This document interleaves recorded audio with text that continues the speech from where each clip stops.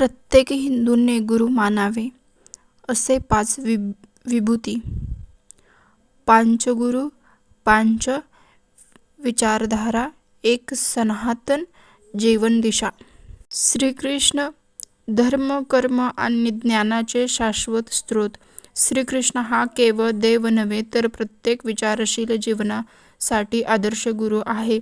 कुरुक्षेत्रावर अर्जुनाच्या मनात जेव्हा संभ्रम आणि नैराश्याचे अंधार आले, तेव्हा कृष्णाने त्याला गीतेचा उपदेशातून आत्मबोध घडवला.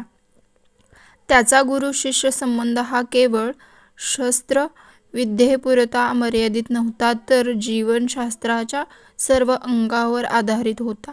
त्यांनी कर्मण्येवाधिकारस्थे म्हणत कार्याचा मार्ग स्पष्ट केला, तर योगस्थ गुरुकर्मणी म्हणत स्थितप्रज्ञतेचा अर्थ शिकवला. कृष्णाचा उपदेश आजही प्रत्येक संकटात दिशा दाखवणारा दीपस्तंभ आहे.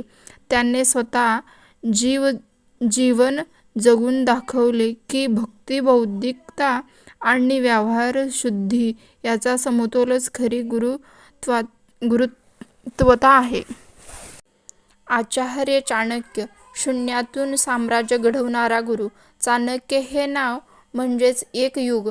राष्ट्रहितासाठी बुद्धी, धोरण आणि त्यागाचे निर्मूर्तमंत उदाहरण. जेव्हा भारत विदेशी आक्रमणामुळे खचला होता, तेव्हा चाणक्याने चंद्रगुप्त मौर्यासारखा नेता घडवला आणि मौर्य साम्राज्य स्थापना केली.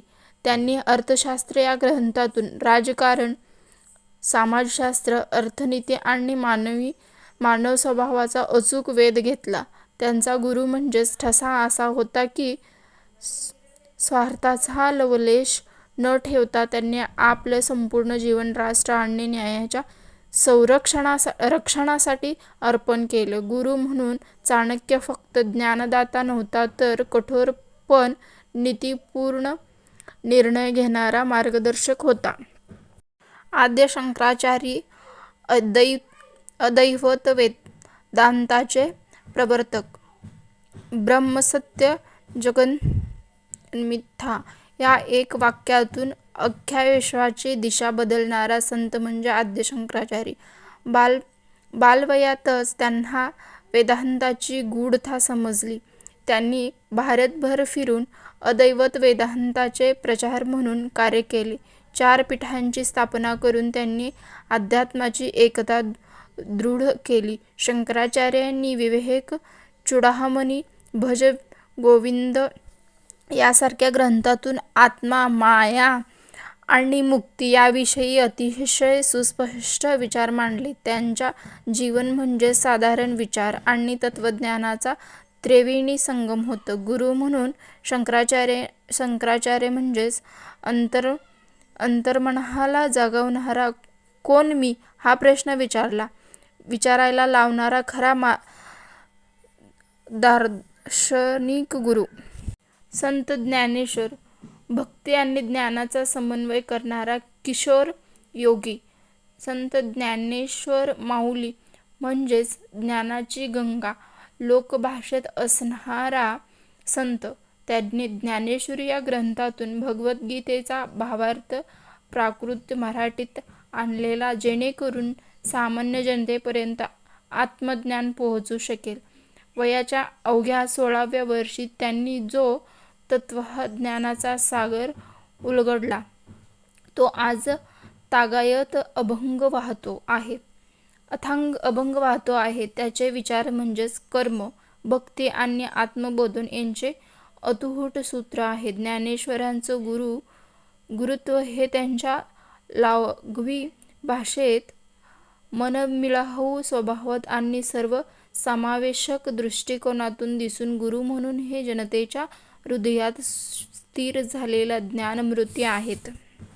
संत तुकाराम, भावभक्तीचा आवाज. तुकाराम महाराज हे संतच नाही तर भक्तीचा प्राण होते. त्यांच्या अभंगामध्ये हृदयातून उमटलेल्या विठ्ठलप्रेमाची आर्तता होती. तुकारामांनी केवळ भक्ती केली नाही तर ती जगून दाखवली. व्यवहारात, संकटात, समाजद्रोहातही आपला विश्व कधीच गमावला नाही.